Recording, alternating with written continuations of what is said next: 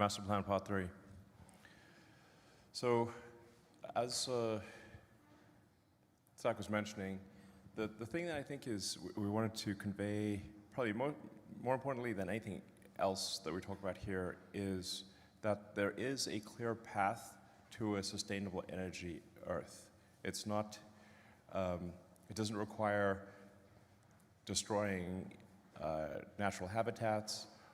It doesn't require us to be austere and stop using electricity and sort of be in the cold or anything.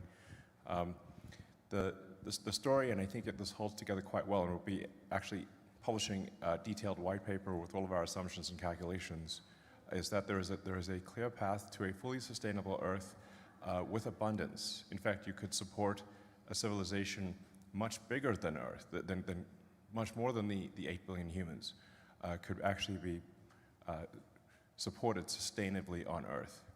And I'm just often shocked and surprised by how few people realize this. Most of the smart people I know actually don't see this clear path. They think that there's not a path to a sustainable energy future, or at least there's not one that is sustainable at our current population, or that we'd have to resort to extreme measures. None of this is true. So we're going to walk through the calculations for how to create a sustainable energy civilization. Yeah. And to set the stage, today our energy economy, let's be honest, it's dirty and it's wasteful. Over 80% of global energy, primary energy, comes from fossil fuels, and only 1/3 of that global energy actually ends up delivering useful work or heat. This is the problem statement, but we're here to talk about the solution. Yeah, it's like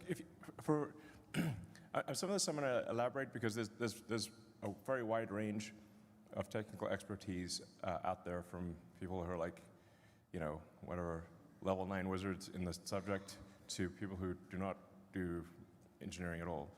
So, if you have a gasoline car, you're converting less than 1/3, often maybe only 25% of the energy in the gasoline is converted into motion. The rest is turned into waste heat. That doesn't do any good at all. And there's a lot of energy required even to get the oil out of the ground, to refine the oil, and to transport the gasoline to the gas station. So when you look at all that, for a typical gasoline car is actually going to be using less than 20%, fully considered, of the energy from the oil actually goes into motion. So this is when we see people doing calculations for what does it take to create a sustainable energy Earth, they assume that the same energy amount is required for an electrified civilization versus a combustion civilization. This is not true, because most of the energy of combustion is waste heat. And even to get the fuel to combust in the first place and get it to the end use, there's a lot lost along the way. I mean, this is the primary energy consumption, 165 petawatt hours a year. Petawatt hour is a trillion kilowatt hours, so it's a large amount of energy. But the nice thing about electrified economy, there's a better way, we're going to talk about it, is that through end-use efficiency and through efficiency along every step of the way, actually the total energy use halves. So this is one of the most enabling aspects of electrifying everything, is that the sustainable energy economy is that much easier to accomplish. It's actually half the problem statement of the fossil fuel economy. Yeah, and we're being conservative here, so it could be better than half, but we're trying to have assumptions that are reasonable, not overly optimistic, in fact slightly pessimistic. So it's really better than half, but just say it's easy to make the argument that we need half as much energy with an electric economy versus a combustion economy. Yep. So how the master plan works, you want to talk about? So the thing that is needed at very large scale that is not currently present is a vast amount of battery energy storage. Our rough calculations are that this is about 240 terawatt hours, or 240,000 gigawatt hours. This is a lot of batteries, but it is actually a very achievable amount. We'll go into details on that. Yep. So that's a combination of electric vehicles and stationary storage. So if you've got solar or wind, you've got to store the energy when the wind is not blowing, the sun is not shining. And so we're assuming sort of an 8-to-1 ratio of stored energy to power. So 30 terawatt hours of power, 30 terawatts of power. Our actual capital expenditure calculation for manufacturing investment is more like 6 trillion, but we made it higher to make it 10 trillion. And this is across mining, refining, battery factories, recycling, vehicle factories, all the things that we're going to talk about needing to invest in to build this sustainable energy economy. Yeah. Now, if you look at the total world economy, it's just under 100 trillion. So if this was spread out, say, over 10 years, it would be 1% of the global economy. Over 20 years, it would be 0.5% Very of the doable. global economy. So this is,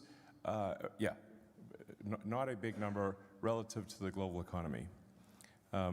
As Drew mentioned, you need about half as much energy with an electric economy versus a combustion economy.